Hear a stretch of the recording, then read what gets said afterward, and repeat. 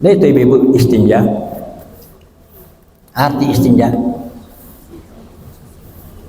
Kalau bersuci, bawa bersuci juga. Mandi bersuci juga. Tayamum bersuci juga. Kalau istinja artinya. Istinja artinya cebok dengan menggunakan air.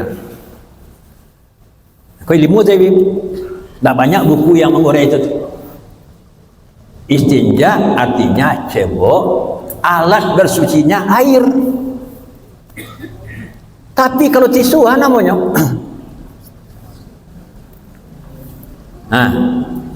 istijmar itu ada dalam hadis ibu. Ada dalam hadis. Nabi menganjurkan istinja dan istijmar itu 3 kali minimal. Ya, cuma demo dah itu deh ibu. Secara hukum fikih, kalaulah 3 kali kita membasuh, menghilangkan najis, itulah lapih hukum. Tapi lagi kalau tapinya, kok di buku jo hakikat najis, masih bermasalah. Hakikat najis ibu, selama warna, bau dan rasa masih ada, belum selesai. Oh maaf ibu, kau ambil dia orang fikih kau apa? Fikih kau kadang tak pasu disabui.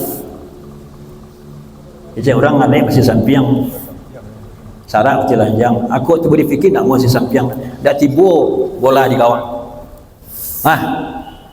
Misal, mohon maaf, jorok disabui tapi paralu. Ibu-ibu apa-apa pergi ke toilet mustajib, buang air kadang lah 3 hari tak buang air, panih baru lalu kita buang air cebok hanya dengan menggunakan air bersih, air keran itu 3 kali dibasuhlah bersih. Cara mengujinya, mohon maaf, cuba hidu tangan tadi. Jangan 3 kali, 10 kali lah. Apalagi kalau lah 3 hari tak buang air, kau mohon maaf. Nak disabi tak tahu orang. Mangkonyo ibu-ibu hadir. Musajid telah berkemajuan. Kan kalau dimulakan berkemajuan, Islam yang berkemajuan. Kau tak menjelekkan yang lain juga ibu-ibu.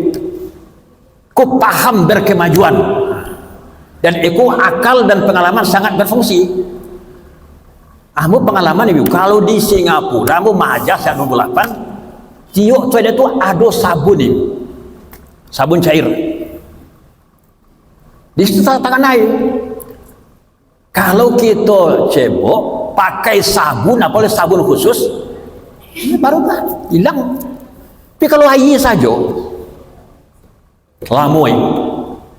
Jadi aku menganjurkan kau ada ibu apa-apa nalai tabak kantongnya, jangan merasa hina ibu.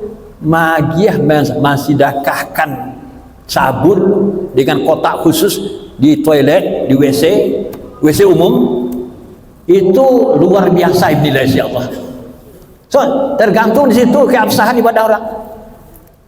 Ilmu tu.